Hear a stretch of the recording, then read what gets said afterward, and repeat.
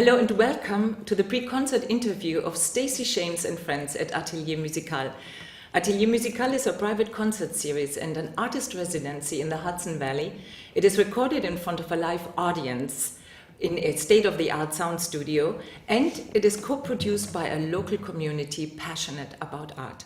My name is Heike Bachmann. I'm the video host at Atelier Musical, and I'm very excited to have with me today composer Christopher Culpo, whose commissioned piece we will hear tonight in the world premiere. And his piece is called 4 Glimpses for Harp and Cello. It will be performed by cellist Kitsopoulos and Harpist Stacey Shames. Welcome. Thank you. Thank you. It's wonderful to have you here. Wonderful to be here. Mr. Culpo, you came all the way to Paris to us. You are originally from the United States, but have lived in Europe for over 30 years now. Yes. Your music lies at the confluence of classical contemporary music, jazz, and free improvisation. What would you say is the difference in the reception of contemporary classical music in the new world versus the old world? Well, I think since I lived in New York, for one thing, the idea of the new and the old world has changed a lot because so much of what's happening is not just in the United States and Europe. You know, it's moved everywhere.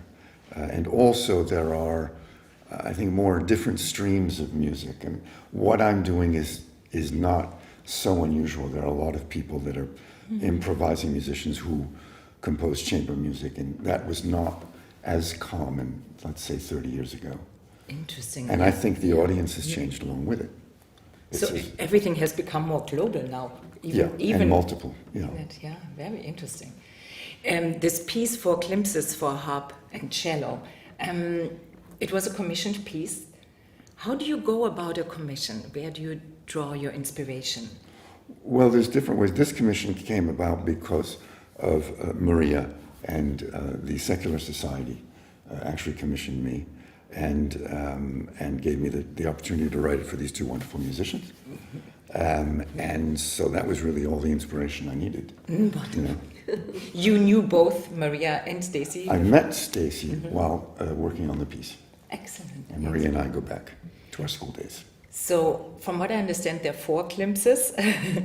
Did you write them in one go, on 4 days, in 4 weeks? No, I wrote 2 of them before Christmas because I had to go away over Christmas, and then I wrote the remaining 2 afterwards. Yeah. But I tried to do it somewhat quickly to give them more time to learn them. Of course. Very interesting. That's interesting to know for tonight's performance, I feel.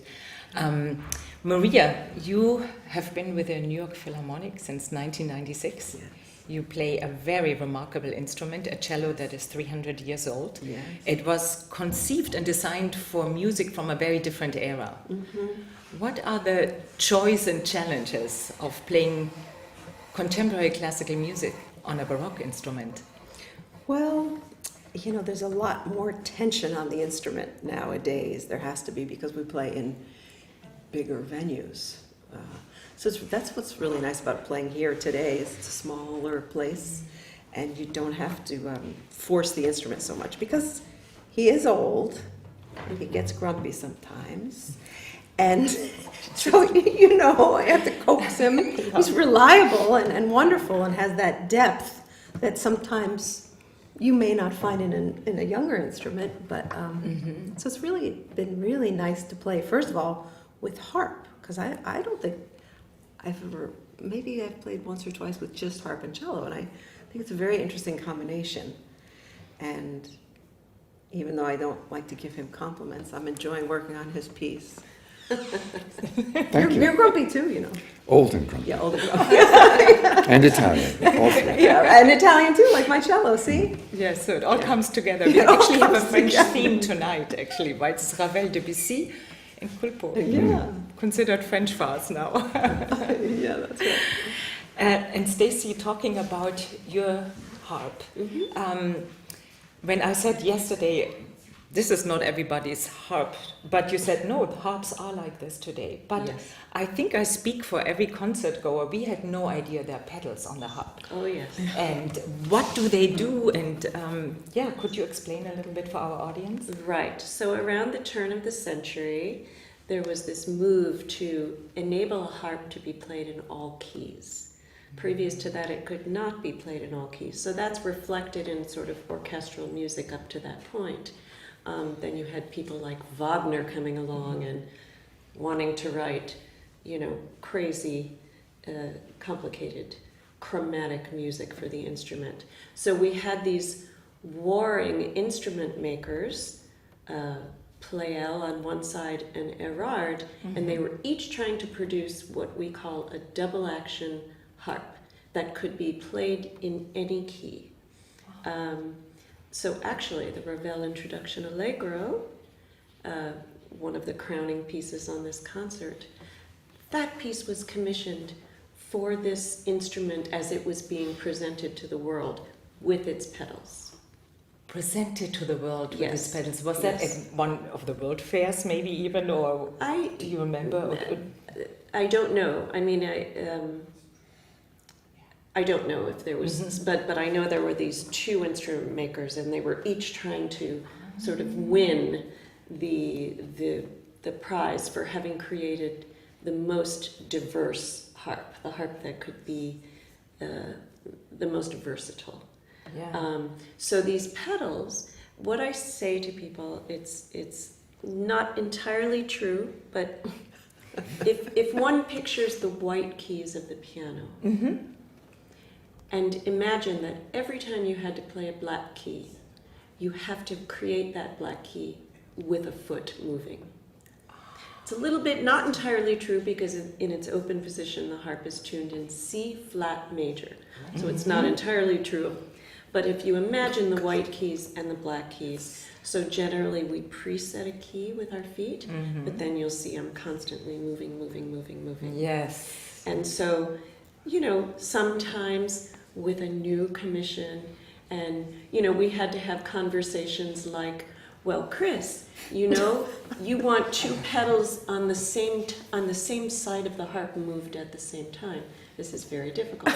Not impossible, but difficult. So it's, all the more beautiful to work with a composer and a commission and be able to have that back and forth, and for him to be open to my suggestions. I won't call them criticism, but suggestions just in terms of the mechanics of the harp, helping a composer, really any composer, to understand how this mechanism works. So the pedals are connected through the column of the harp to rods that are then connected to plates in the curved part, what we call the neck of the harp. And for those who can see, there are hundreds of these tiny discs that turn against the strings, shortening them. So similarly to the way Maria puts a finger down on a string and shortens it, and the pitch rises. Same thing on the harp. These discs turn, shorten the string for a natural, and then again shorten it further for a sharp. This makes so much sense.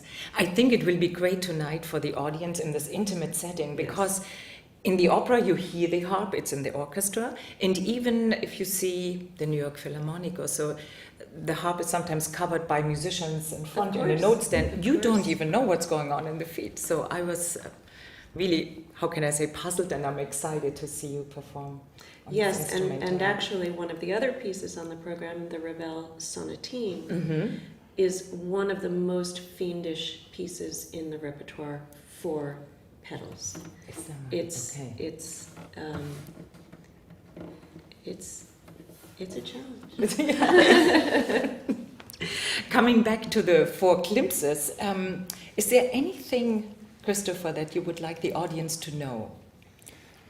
Besides the fact that it's much easier than the Ravel Sonatine.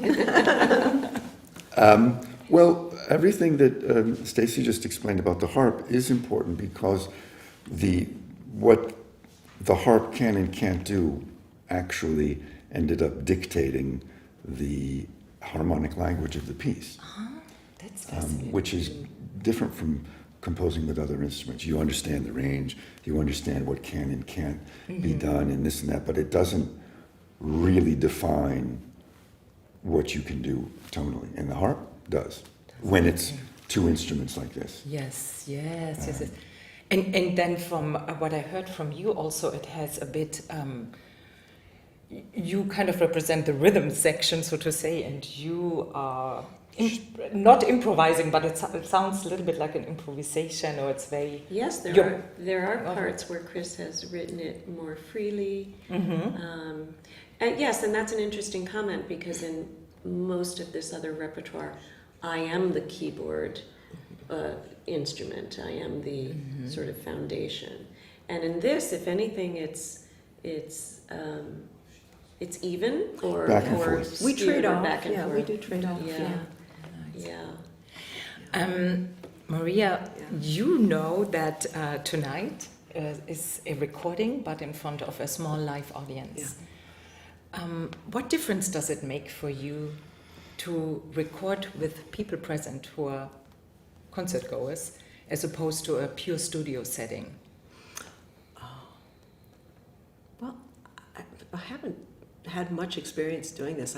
I think it's kind of like a throwback to the old days, you know, where people made recordings of live concerts all the time, and you know, they weren't tweaked to sound perfect. The mistakes were included, and the sounds of the audience members, maybe rustling paper or a cough or something.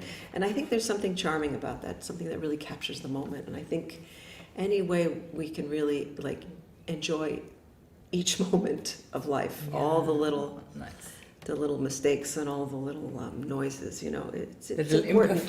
little imperfections, kind of which represents, make it perfect, right? Yeah, In the end, because we're not perfect. But there won't be any in my glimpses. No, I'm not making any mistakes. No mistakes tonight. And basically, I think that's what we're trying to do at Atelier Musical, is to bring both worlds together. Really, a top studio recording, but with the energy of a live audience present. So. Because musicians try to be perfect anyway. Artists in general, they strive for perfection. You know, even you. I mean, you know, you tried to make it right. We didn't tweak a lot of changed a lot of things. Still time to tweak. There's still some time. Yes, a few hours. Yeah, because the music is improvisatory at times. Yeah.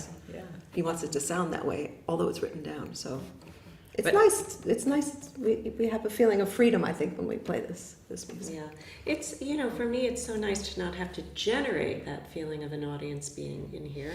I have a lot of experience recording for varied things, films and television and pop stars and all that. And very often I'm in my own booth alone with a screen, and you're having to generate this kind of excitement and feeling of a performance.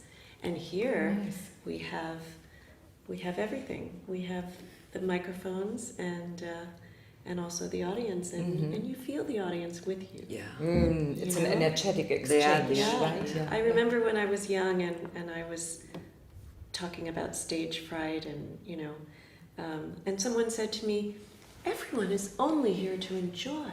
Yeah. Like, there should be no stage fright. Everyone is just here with this wonderful feeling of enjoyment, and I think we will feel that here at 3 o'clock and 7 o'clock. Very nicely said.